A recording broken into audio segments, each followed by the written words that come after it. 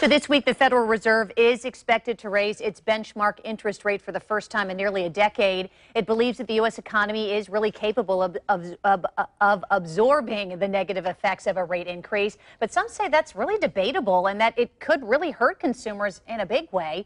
The interest rate has been really held at a near zero since the financial crisis, as many of you know, because I'm sure you've been enjoying it if you took out a mortgage at that time.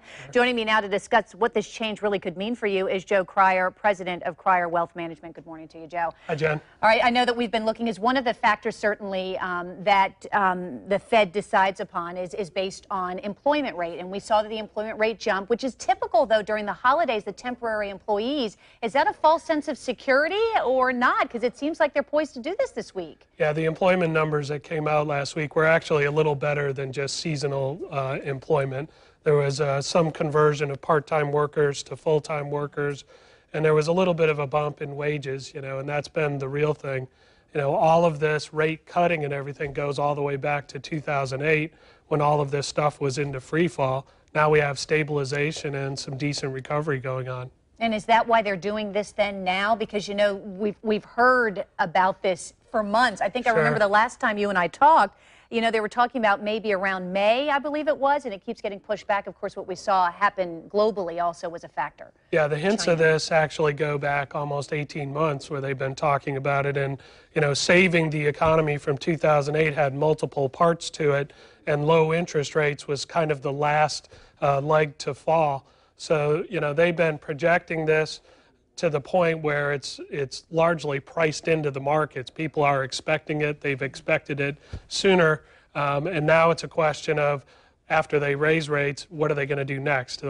People will start looking to the next meetings. All right, so let's talk about that, too, in terms of if they make the decision. Janet Yellen comes out and she says, OK, we're raising interest rates. Everybody's usually watching that press conference and wondering what's going to happen. Maybe investors start panicking. Are we going to see immediate Thursday interest rates going up, let's say mortgage rates or credit card rates? What do you think? Really depends on the bank and the credit card company. They do have the ability to raise the rates. And a lot of these, let's say you have an adjustable rate mortgage, that's likely pegged to the prime interest rate, which is currently at 3.25. So if the Feds go from 0 to 1/4, the prime rate can pretty close to immediately go from 3.25 to 3.5, and it's just a matter of days before credit card companies start raising their rates. So what does that mean then for somebody who maybe has an adjustable rate, maybe an interest only? Are we talking about a significant jump? Because for us that doesn't seem like much, but I guess it depends on the amount that your house is worth. Sure, and your mortgage. And for an individual facing this, yeah, they're going to see their mortgage go up by $20, $50, maybe $100 a month.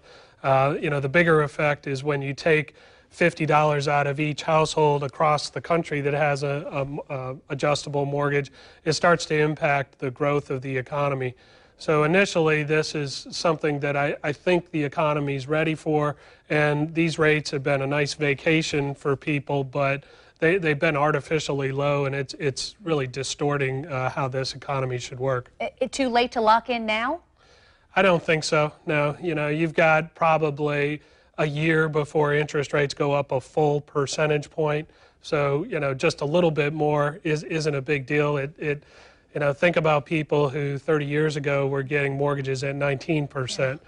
Paying 4%, which is the national average now, might go to 4.5% over the next few months. That's still pretty reasonable money. Joe Krier, thank you very much for being here. Do appreciate it.